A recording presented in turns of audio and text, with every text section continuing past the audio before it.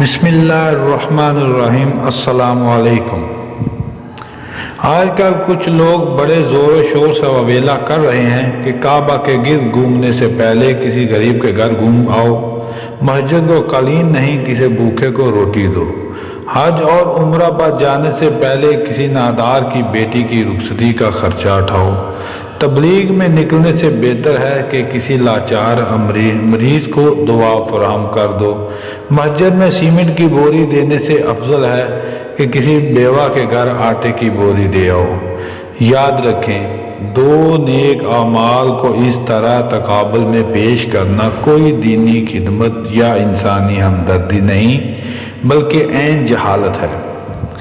اگر تقابل ہی کرنا ہے تو دین اور دنیا کا کرو، اور یوں کہو 15-20 لاکھ کی گاڑی اس وقت لو جب محلے میں بھوکا سونے والا کوئی نہ ہو، 50-60 ہزار کا موبائل اس وقت لو جب محلے میں بھیک مانگنے والا کوئی نہ ہو، ہر کمرے میں اے سی اس وقت لگواؤ جب گرمی میں بغیر بجلی کے سونے والا کوئی نہ ہو۔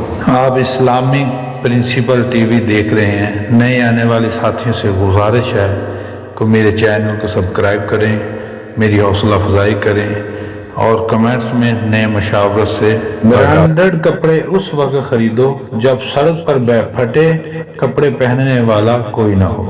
یہ کروڑوں کی گاڑیاں، لاکھوں کے موبائل فونز اور ہزاروں کے کھلونے خریدتے وقت ان دانشوروں کو زحمت گوارا کیوں نہیں ہوتی؟ آخر یہ چڑ کعبہ، مسجد، حج و عمرہ اور تبلیغ ہی سے کیوں؟ ان ضروریات کا فرائض سے موازنہ کر کے فرائض سے غفلت کا درس دینے والے جب اپنی شادیوں پر عورتیں نچانے میں تب ان کو کیوں یاد نہیں ہوتا کہ وہ بھی کسی کی بیٹیاں اور بہنیں ہیں؟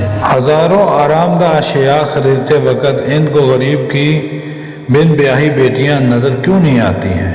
ایک بات ضرور سوچیں، کیا انسانیت کی خاطر غیر ضروری امور ترک کرنا بہتر ہے یا کہ فرائض کا ترک پوسٹ زیادہ سے زیادہ شیئر کریں تاکہ عام لوگ جو اس قسم کی باتوں میں کم علمی کی وجہ سے گمراہ کیے جاتے ہیں ان کی اصلاح ہو سکے اور جو گمراہ کرنے والے ہیں ان کی بھی اصلاح ہو سکے۔ چینل سبسکرائب کریں، شیئر کریں۔ جزاکم اللہ احسن جزا۔ السلام علیکم۔